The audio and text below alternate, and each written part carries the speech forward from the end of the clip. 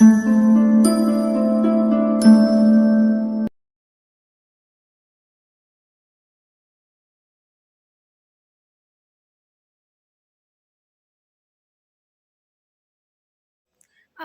બીજાને નાના ન સમજવા. એક વખતની વાત છે. એક બિઝનેસમેન એક ગામમાં આવે છે. તે બિઝનેસમેન એક કંપની બનાવવા ઈચ્છતો હતો. તે જે ગામમાં કંપની બનાવવા ઈચ્છતો હતો તે ગામ ઘણું દૂર હતું. તે ગામમાં જવા માટે 8 કલાકનો રસ્તો હતો.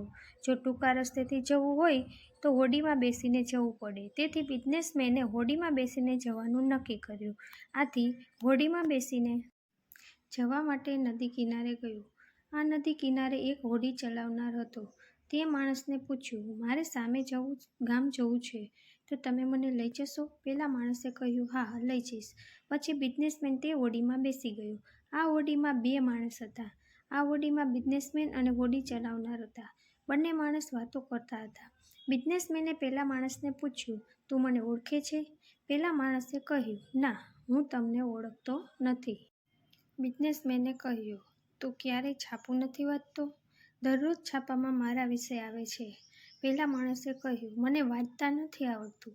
ત્યારે બિઝનેસમેને કહ્યું, તને વાંચતા લખતા નથી આવડતું? તો જિંદગી શું કામની? આવું સાંભળીને પેલો માણસ દુઃખી થઈ ગયો, નિરાશ થઈ ગયો, પણ કંઈ બોલ્યો નહીં. બિઝનેસમેન હસવા લાગ્યો અને કહ્યું, કેમ, તને વાંચતા લખતા નથી આવડતું? પેલા માણસે કહ્યું, હું નાનો હતો ત્યારે મારા પિતાજી મરી ગયા છે. આથી મારા પરિવારનું ભરણ પોષણ કરવા હું આ હોડી ચલાવું છું અને પૈસા કમાવું છું. પછી બિઝનેસમેને તે માણસને પોતાની ઓળખાણ આપી. હું મોટી કંપનીનો માલિક છું. મારે અહીં બિસ્લેરી બોટલની કંપની બનાવવી છે.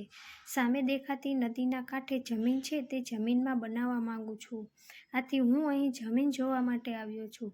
પેલો માણસ કાંઈ સમજી શક્યો નહીં અને ફરીથી પૂછ્યું, તમે શું કહો છો?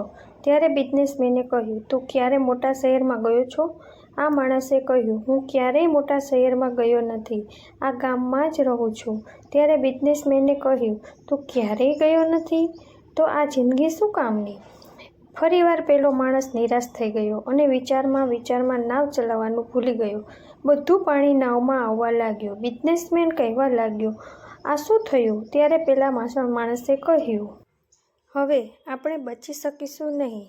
તમારો જીવ બચાવવો હોય તો નદીમાં કૂદકો મારો અને હું પણ કૂદકો મારો. ત્યારે બિઝનેસમેન કહ્યું, મને તરતા નથી આવડતું.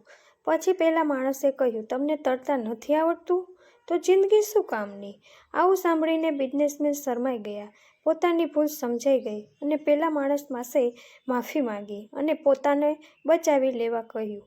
પેલા માણસે કહ્યું, મને તરતા પણ આવડે છે અને ડૂબેલાને બચાવતા પણ આવડે છે.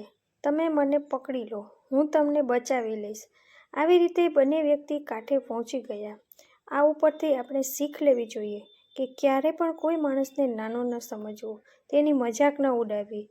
કોને ખબર કે ક્યારે તેની જરૂર પડશે. આથી હંમેશા નાના માણસની કદર કરવી. આ વાત સાંભળીને તમે નક્કી કરજો કે તમારે બિઝનેસમેન જેવું થવું છે કે હોડી ચલાવનાર માણસ જેવું થવું છે. તો કોમેન્ટ કરી જણાવજો.